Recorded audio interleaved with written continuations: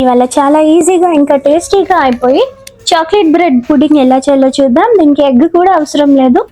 So bread slices తీసుకోండి, ఎడ్జెస్ని cut చేయండి. ఒక పక్క మనం కస్టర్డ్ చేసుకోవాలి. సో ఒక 500 ml ఫుల్ క్రీమ్ మిల్క్లోని ఒక హాఫ్ కప్పు షుగర్ వేసాను.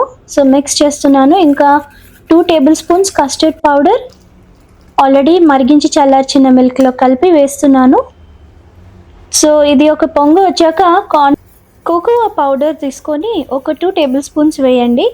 సో మీరు విస్కర్ యూస్ చేస్తే మీకు బాగా లంప్స్ అనేవి రాకుండా బాగా మిక్స్ అవుతుంది. సో నేను బ్రెడ్ పీసెస్ తీసుకొని వాటికి బటర్ బాగా రాసాను అనమాట. సో దాని మీద ఇలాగా కస్టర్డ్ కొంచెం చల్లారకపోయండి, మరీ వేడివేడిగా పోయొద్దు, బ్రెడ్ పీసెస్ విరిగిపోతాయి.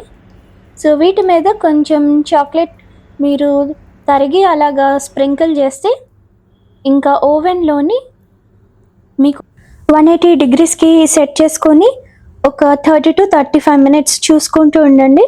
లో బేక్ చేస్తే మీకు డెలిషియస్ చాక్లెట్ పుడింగ్ రెడీ అయిపోతుంది. దీనికి ఎగ్ అవసరం లేదు నేను చెప్పినట్టు, అండ్ ఇంట్లో బ్రెడ్ ఉంటే చాలు, చాలా ఈజీగా చేసుకోవచ్చు. ఎక్కువ ఇంగ్రీడియంట్స్ కూడా అవసరం లేదు. అండ్ మీరు గమనిస్తే చూడండి ఎంత స్మూత్గా డెలిషియస్గా టేస్టీగా ఉంది.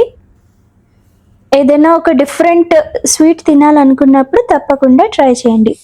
Okay, bye.